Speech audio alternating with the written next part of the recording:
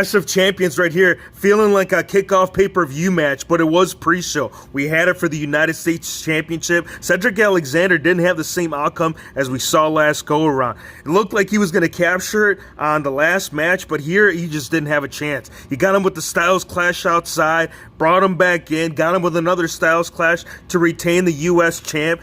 We needed to get a feel for the night. This match did it. This is how the pay-per-view started. These two defending the Raw tag titles against Dolph Ziggler and Robert Roode. They held their weight. They worked well in the beginning. Once things carry out throughout the match, Braun Strowman, he cost him the match. He ended up running into Seth Rollins, and that's where Robert Roode capitalized with a glorious DDT to become the new Raw Tag Team Champions. Charlotte Flair versus Bayley for the Smackdown Women's Championship. One out of the books, not out of like a Ric Flair. Well, it was a Ric Flair move, but Charlotte, she had a taste of her own, what she loves to do, right? Playing dirty. She ripped off the bottom of the turnbuckle, utilized it, referee was distracted, and when she came at her, she hit the bottom of it to roll her up for the pin and retain the Smackdown Women's Championship.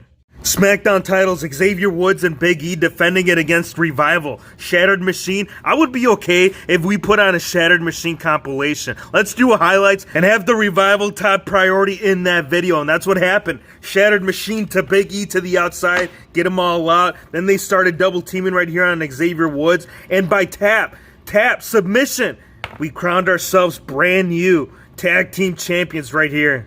Women's tag titles on the line, and Fire and Desire, they could not come out with the upset. They had too good of a defending champion right here. Nikki Cross especially. She was the one that kind of not only saved the match, but also won the match to pin right here Mandy Rose and retaining women's tag team titles. We got Shinsuke Nakamura's #1 fan right here that kept him through this match in order to retain the IC Championship. Miz did get him with the Skull Crushing finale. He was about to pick up the win, but Sami Zayn, with the referee getting his attention, that's how Nakamura came back. One of the most beautiful Kinshasas to retain the IC Championship. This whole match right here was only to prove a point. For the man to prove the point that this chair, it goes either way. You want to come at her with the chair? Dude, she's been doing this since day one. You put that chair by her or even close to her, she's going to teach you the right way it should be done. As well as to evolve this into a match down the road at Hell in a Cell. They had taken it into the crowd, so they're going to say, all right, you want me? Put me inside a cell. You ain't going anywhere. Here's the wrap up in the long journey for the WWE champion for Randy Orton. Did he learn anything along the way? Like the journey, that's what the journey's supposed to do for you. It's supposed to kind of show you the light and which path to take in order to come out successful in this. Now, his biggest thing during this match was delay. He took too long, and taking too long right here with Kofi Kingston, it's going to cost you. He had him right there. He was about to go for the punt kick, but Kofi Kingston, he countered it with a Trouble in Paradise to retain the WWE Championship.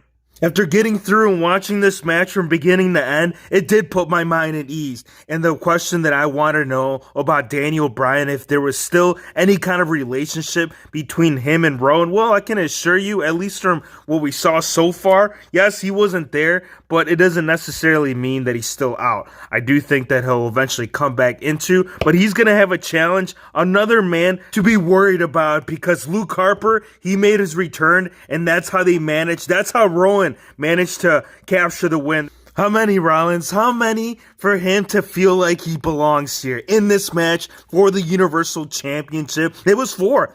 That's the number that are required to close him out. Actually, 4 in a pedigree, and that's what finally sealed the deal. 4 curb stomps from Seth Rollins for him to retain his Universal Championship. And it wasn't what happened during the match that stood out from this. It was what happened after. He kept celebrating, went all the way up the rampway, and the camera was about to cut out. But before the camera cut out, guess what happened? It all went dark. Why? Because that creepy music, it had to play. Because the Fiend, he was right there. He had the Sister Abigail locked in. He hit him with it, and then he picked him up like he was going to snap the man's neck, kind of how he's been doing for the last couple of pay-per-views. But instead, he locked in the mandible claw right there for the night, for Clash of Champions to be closed out as a decent pay-per-view. And this was the kind of thing that required in order for him, or for this pay-per-view to stand where it is now. So now that Braun Strowman, now that he lost clean, yes, all right, it took several of them, have him take the fall. But right here, Rollins,